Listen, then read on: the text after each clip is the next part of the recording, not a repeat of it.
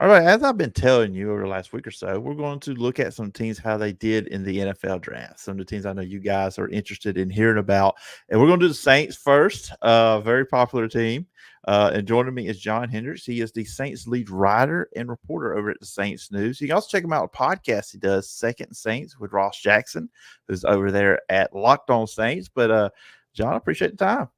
Yeah, man. Thanks for having me. As always, it's great that we finally got to nail this down for sure. Yeah, behind the scenes, people, me and John have been talking for about 2 or 3 weeks about doing something. First, it Yeah, was before the draft, and then we said, well, let's wait after the draft and everything. We worked it out, we figured it out, and we're here today to talk the Saints draft. So yeah, I'm glad to have you on. Uh, Very knowledgeable about this team. You're right there, boots on the ground. What's going on with New Orleans Saints? I kind of wanted to look back. We don't spend too much time on this, just because look, we're sitting here in May. We're a few months from the season. Everybody's turned the page a little bit, but still. 2023. Last year, I was like beating my chest about this. When I said the Saints will win the South. This is a playoff team. 9-8 didn't happen that way.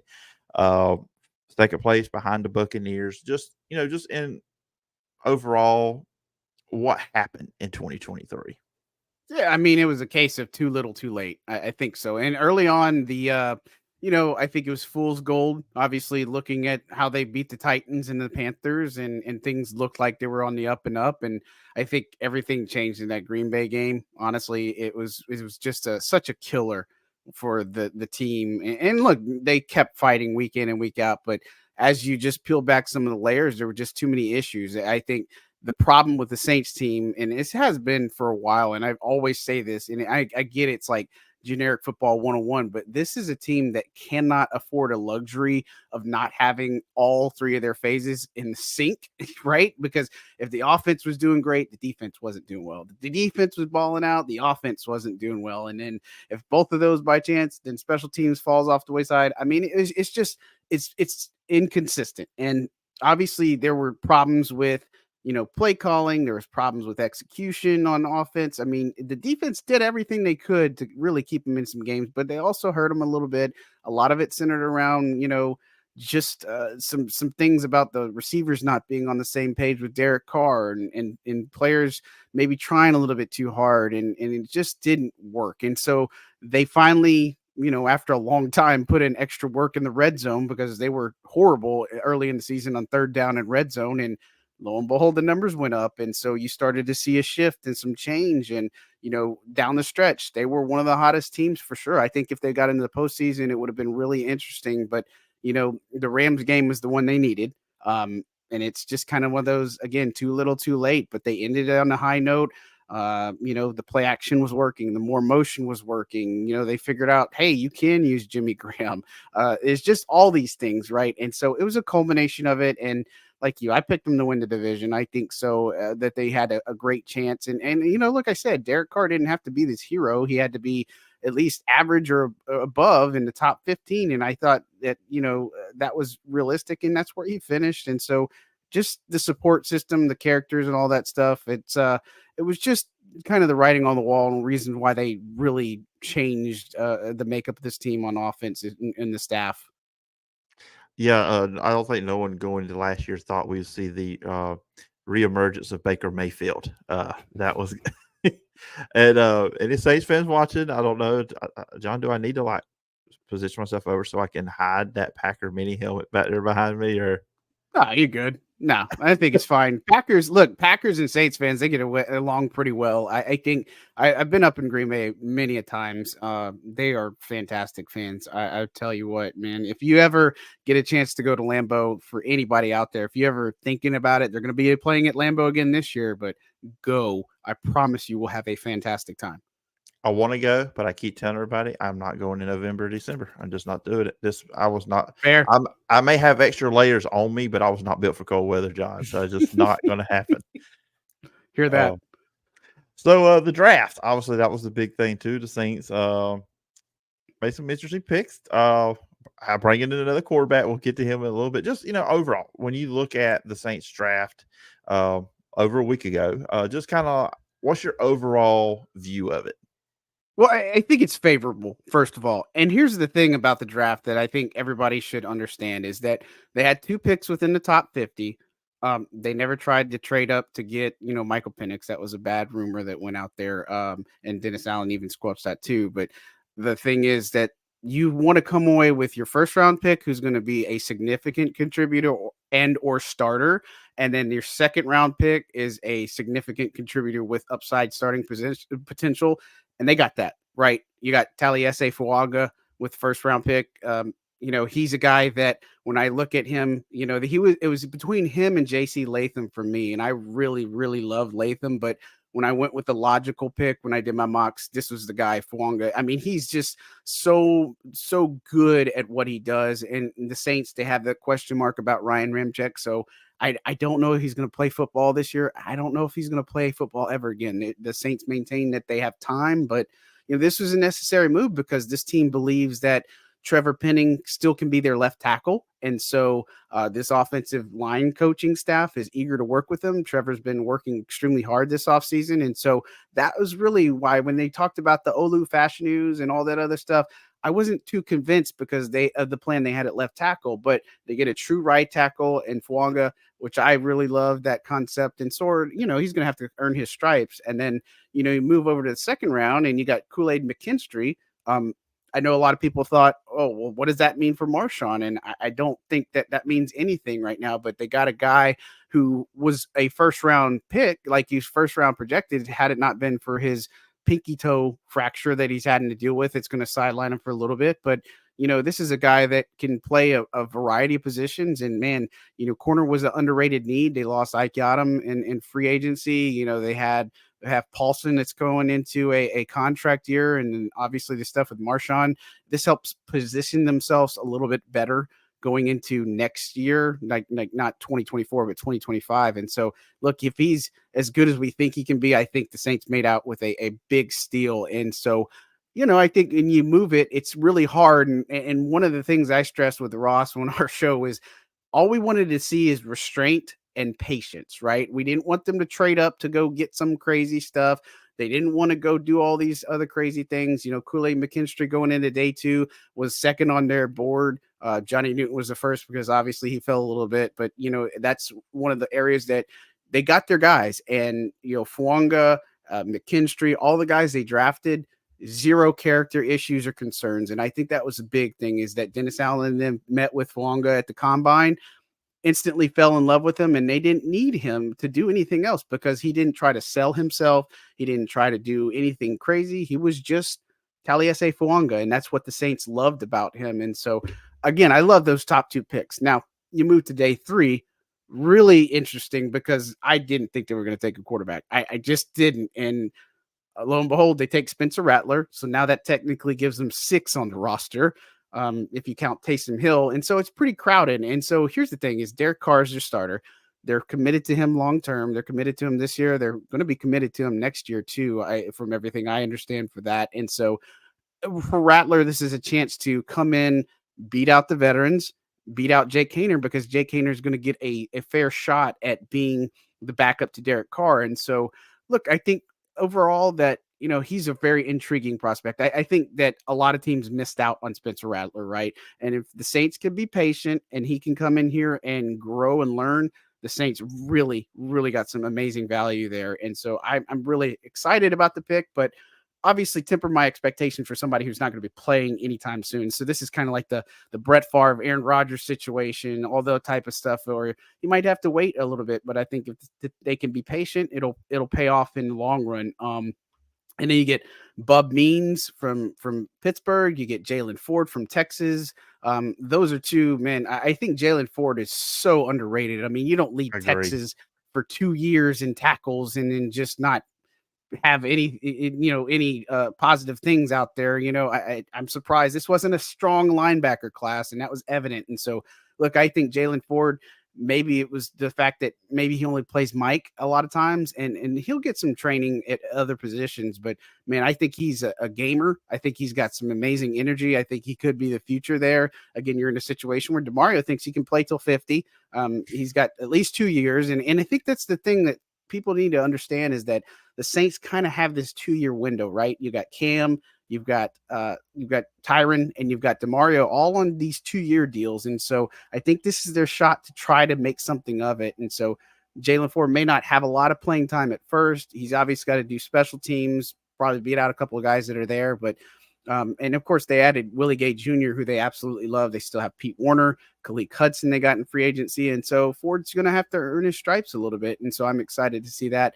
Bub Means comes into a situation, man, he's more of a possession style guy. This guy is just electric. I mean, you talk to him on his Zoom and interview, man, this guy is so likable. And I think that's a big thing without going into a tangent is all the players this team brought in, both drafted and undrafted, they are so likable, so personable. Like you root for all these guys, right? I don't think they got anybody that's like, oh man, this guy's like cardboard. It's like talking to cardboard. And so I think that's a big thing that the Saints should stress because they're working back towards the cap situation. And so look, Bub Means has an opportunity, right? And the Saints, we know it's Chris Olave, Rashid Shaheed, and I would assume A.T. Perry because I think a lot of people are sleeping on him, and they got Cedric Wilson and Stanley Morgan in free agency. And so it's up for grabs who's 3, 4, and 5 really on the team. And, you know, they expect to be players in free agency. Reuniting with Hunter Renfrow would make a lot of sense. There's some possession guys. If they make a run at Odell Beckham Jr., you know, that would be interesting. But Bub Means comes in a situation where he can make the most of it. And if he can do it, they have the right coach this year with Coach Keith Williams, Coach Dub, to get these young guys where they need to because of his time in Baltimore and all this other stuff. He's a really a tough but yet an effective wide receivers coach. So I think they're going to make out great with him. And then you look at their other picks, you know, Christian Boyd from Northern Iowa. Man, this is a guy that shot up, you know, kind of late. And some people thought that maybe he could go early day 2 and stuff. But Saints had him sitting there and they needed to figure out something on their interior because they lost Malcolm Roach in free agency in Denver. And again, this is a situation where they would have liked to kept Malcolm. They would have liked to kept Lonnie Johnson Jr., Zach Bond, you know, Isaac Yadam, but they weren't willing to pay to keep all those guys when they had better offers elsewhere. And so, and I understand that, but Boyd comes in very athletic, very, very twitchy. He can get after the quarterback. I mean, he had 60 quarterback pressures at Northern Iowa. And so I think for him, it's can he stand up to the NFL level style competition? And I think that's a lot of question marks for some of these drafted and undrafted guys. And so I'm excited to see him because I think he's got the motor. I think he's got the stuff to really translate on the next level. And then you look at Eastern Kentucky's Josiah Ezram. And again, this is another one who's got so much passion for what he does. And so, again, he's a guy, you watch some of the videos of him getting drafted, his energy, his reaction. I just love seeing that type of stuff. I mean, it just gives me energy because I'm like, man, I can't wait to go cover this guy, right? And so he comes into a situation where the offensive line is a question mark for the Saints. You know, Clint Kubiak coming in here, the only way this offense works is with an offensive line. And so they got to figure out what their starting roles look like and their backup roles to make sure that this is effective. But overall, I'd say a really good draft for New Orleans. And it's kind of weird that everybody else agrees too. And, you know, but I go back to saying their first 2 picks are really what matters. Everything else is line up. Yeah, and, you know, just looking at the picks, they picked everything they needed. It was nothing, you know, out of the ordinary, nothing wild, nothing crazy. It just Atlanta Falcons, you know, you could get a quarterback and didn't have to grab one in the first round. Sorry, I had to get that out of my system with the Falcons. That's fair. That's fair. You could have got a pass rusher. You could have got a pass rusher that actually would help your team, but they this didn't, year, so. this upcoming year, you know, instead of somebody that's going to sit there. I mean, yes, Rattler will sit for the Saints, but you know, that's fifth round versus first round. It's just Anyways, this is not meant to be a Falcon centric episode. Fuaga, and you talked about that, you know, last year too, and early on last season too, they really struggled to protect Derek Carr. And look, he's not mobile. Jameis Winston's not a mobile quarterback either. When he was in there as well, more than Derek Carr a little bit, but still, you know, you got to keep him upright. Because why he missed 3 games last year, and that could be the big difference. You know, what you look at the Saints, the run game was like back half of the league, average yards a game, and then the pass block rate was not good as well. So you talk about it. adding these needs, finding the spot. And I did see with him too. He has been working on playing basically both sides of the offensive line if he needs to. Yeah, he does. That's the plan. He's going to play either left or right tackle. Like they're going to train him at both, but they see him as a tackle over a guard. A lot of people are talking about moving him inside, and that's not the case. I would just tell you he's going to be the right tackle. He's going to be at right tackle. Landon Young is the only other guy really that as of right now, and Landon's as smart as a whip, man. He's somebody that I think can play extremely well, but Fuaga is going to have to take the job from him. But man, I think he's got the stuff to be very successful. They need to keep him at right tackle for sure. Kool-Aid McKinstry from Alabama. Do you think there's any shot we could see him in the return game? Because that was something he heavily did. He did a lot at Alabama.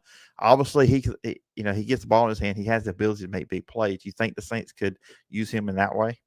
Yeah, absolutely. Because here's the thing: that the NFL changed the kickoff rule, so we're supposed to see more returns now, and so I think that's really excited. Whereas now you're probably going to have two returners, and if Rashid Shaheed is your wide receiver too, you don't want to put him back on everything, right? And so you're going to need to find that guy. And look, they got Jermaine Jackson, a wide receiver from Idaho, that's an undrafted guy that's really good at returning too. But McKinstry, I could absolutely see him fielding some punts, fielding some kicks, and that's the thing is some of these players the make up the roster is going to be fascinating because of these new NFL kickoff rules. And the Saints kind of have a leg up because Darren Rizzi, their special teams coach, is the one who piloted this. And so they know what they're looking for. They've talked to XFL teams, UFL teams, AFL teams, all those types of things, or AAF, one of those, the ones that had actually done this kickoff rule. And so they kind of got an idea of what they're looking for on those teams. Hadn't totally figured it out, but I think McKinstry definitely could be somebody that is a factor in the return game because I don't like the concept of always putting Rashid back there, especially because of his role on the offense and how we expect him to be used this year. Yeah, it is kind of wild that the league or leagues they got this rule from or the idea is not using it. Yeah. Uh, I'm a fan of the UFL. I watch it on the weekends. I'm just a football it's a passion, a drug, whatever you want to call it. But yeah, I thought it was funny. I said, wait, the NFL is using that rule, but the UFL, which used to be the XFL and USFL, is not using it. This is wild. It's gonna be interesting watching the first NFL games with it though. It's when you watch one of them an alternate league, you expect to see some weird rules. It's just kind of like, okay, they're going to do something different. But here, NFL, it is, but it's going to be cool seeing the kickoff back, the kick return back into it. Yeah, I mean, I think one of the things Rizzi said was the fact that now people use that as their bathroom break, and that kind of said it. I mean, this is something that's been going on for almost a decade, and so now there's reason to tune into a kickoff and such. But it's just kind of how the evolution of the game, where they were worried about protecting the players, and they made it different. Take away like wedge blocks, all these different things and such. And so, I mean, they made this boat, but now they're at least willing to try to make it interesting because it is something that they need to add in this game. It does need to have, that's how your guys like Devin Hester help make the Hall of Fames and stuff or get in there. And, other guys that have done this before. I mean, I can't imagine what Hester would be like in today's league if you didn't give him a chance to return the ball. And he was good in a lot of other areas, but or like a Dante Hall in the Chiefs back in the day. I mean, some of those guys are just, it's interesting. And so I think it's going to open up the game. It's going to lead to more offense, more scoring, better field position, just a lot of different elements. And so teams are going to have to be strategic about it. And I think it gives just the NFL another way to put more seats in the stands or put more cheeks in the stands and all that other fun stuff. Yeah, it's gonna be fun. And so I got to talk about Spencer Rattler. I mean, you touched on it. Obviously, you did not think they go quarterback. When I saw they went with Spencer Rattler, I was like, okay, I wasn't surprised, but that's interesting. With Rattler, because this is a guy a couple years ago we were talking about. This guy could be a potential the first pick in the draft. After his first full year at Oklahoma, the next year he gets benched against Texas for Caleb Williams. He heads to South Carolina. I think he played really well at South Carolina. Obviously, not the same amount of talent that he had around him at Oklahoma. He had some big moments. Of course, everybody remembers in 2022, the game against Tennessee where he just lit the world. I think he threw it was 5 or 6 touchdown passes in the game. So the guy obviously has the talent. He has all the talent to be an NFL quarterback. Just what do you think about what's going to be important for his developmental process over the next couple of years? Why he sits behind Derek Carr? Yeah, I think the big thing is adapting the style, and I think what I like about him is we got the chance to talk to Dow Loggins, his offensive coordinator, and Shane Beamer, the head coach over at South Cal, who was at South Carolina, who was actually with him at Oklahoma. So he knew Spencer really well. And look, I'll say this too: the whole stuff about his character concerns from that Netflix stuff is a bunch of bull, right? I mean, it is Yeah. just absolutely insane that somebody's going to use what happened in high school to justify not drafting this guy. And so, look, their loss is the Saints' gain, and so I say that because Beamer brought up the point that he's worked in those types of offense, like Logan or Dow Loggins was with the Jets. I mean, Lincoln Riley was another player that was there. I mean, he's worked in several different offenses that bode well for him, and he's smart. He can pick it up. I think he can manage the game really well, and so I think for him, what's concerning to me about the amount of quarterbacks they have is they have Nathan Peterman, and Kellen Mond in here. They both are very familiar with Clint Kubiak and Andrew Janocko, the new quarterbacks coach. And so with that, there's too many in the room, right? You have 5, and if you count Taysom Hill, it's 6. So when training camp rolls around, typically, and I wrote about this today wrote about this on Thursday for Saints News Network, is the fact that we saw last year Derek Carr gets the bulk of the reps. So if they run 10 reps, Carr might get 5 or 6, and then Jameis might get 5 or 6, or it might be like 4, and then Jake Haener gets 2, because that math if you're doing 10. But and that's what I'm concerned about, is how many reps does Rattler get? How do they work this in the preseason? But really, all he needs to come in here and do is learn and just be a sponge and just try to build the relationships with his teammates. But I would expect him to be the guy who stays after practice, gets in extra work. And I think that's going to be key for him, is that he puts in the extra work to be ready. Because look, Derek Carr, you brought it up earlier that he got hurt last year. He got hurt with several different injuries. I don't know how he played through them either. The concussions are horrible. The AC joint, like, it almost was really, really bad. And his ribs were cracked and all that stuff. I mean, it was pretty nuts. And I know fans felt a certain way, but man, there's no denying how tough Derek Carr is, right? And so Rattler is a guy that needs to be ready, because this backup situation, you're going to have somebody just in case, and hopefully they protect him better. But for Rattler, man, it's coming to learn this offense, getting extra to work in, and then just trying to maximize and his ability to process it on the field. I think it's going to be big, because this is, I don't want to say a complex offense. I think the Saints offense in the past is really complex, but Clint Kubiak is one that caters establishing the run game, in setting up the play action and stuff. And so I think that bodes well for any quarterback that can work off of that and be able to do that. And Rattler's mobile as well. And so I think this offense is going to fit him. It's just, again, are the Saints patient, or is he patient to sit behind Carr? Because it's going to be at least probably 3 years before you even have that conversation him starting. Yeah, you got talent to look forward to with him if you're a Saints fan, but I'm pretty sure that Nathan Peterman also was exciting for everybody involved. Yeah, no, I get it. Like, he's been around, and people are like, what do you mean? And that just brings back my point of what I said earlier about this team working towards the cap. They didn't want to go sign a high price veteran backup, right? Jameis got paid in Cleveland, deservedly so, because I think he's going to end up being starter over there in Cleveland, which is always what he's wanted to do. But even signing Andy Dalton, I mean, they paid him a lot more money to be a backup here. And so I think that's the division, is you get guys like Kellen Mond and Nathan Peterman. And one other thing I'll throw out is the NFL's changed their rules around the emergency quarterback. And I know everybody's like, who did they designate? Who did they do all that? But now you have the ability to designate the emergency quarterback that's somebody on your practice squad. So I look at Kellen Mond or Nathan Peterman to be on the practice squad, to hang around. They're probably going to be one of those emergency quarterback situations. But if you had to ask me today, it's going to be Carr. I think Haener's probably a backup at this moment, and then Rattler, because they didn't just draft him to cut him, and other teams would pick him up for sure if that's the case. Yeah, absolutely. Honestly, I did not know Nathan Peterman was still in the NFL till I got ready to prep for He this. was Derek Carr's backup at Vegas, and he worked with Andrew Janocko at Chicago. And so there's all these intertwined things, like the coaching staff, like the Rick Dennisons or the John Benton, the offensive line coach, like and Clancy Barone, like they've all intertwined, and it all leads back to Gary Kubiak and this Kyle Shanahan style offense. And look, it is exciting, and I think Saints fans should be excited because they're finally willing to do something different than they have been the past few years. And I think there's an element that's just so happy and so exciting, because sitting through this offense the last several years after being spoiled with peak Drew Brees, and even when he wasn't as good as he was in peak, it's been difficult, to say the least.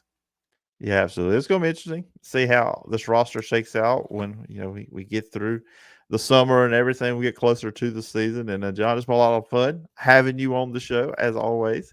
If the listeners and viewers want to check out online, where can they find you? Yeah, first thing I tell you is go to YouTube and like and subscribe. Second and Saints. That's Ross Jackson and I's new show. Man, we are just chugging along, man. We love doing it. We do so long shows. It's a podcast as well, and so give us a follow and stuff, because we're building that up, and fans are great. They're just supporting the heck out of us right now. But if you want to keep up with written work, go to si.com/NFL/Saints. That's for Saints News Network. And then follow me on Twitter. It's at John J. Hendrix, just like it's spelled down below. But for those who are listening, it's Hendrix, just like Jimmy, not like the gin. You got it. Absolutely, John. Appreciate the time. And I hope we can do some get some time down the road. Sounds good, man. Appreciate it.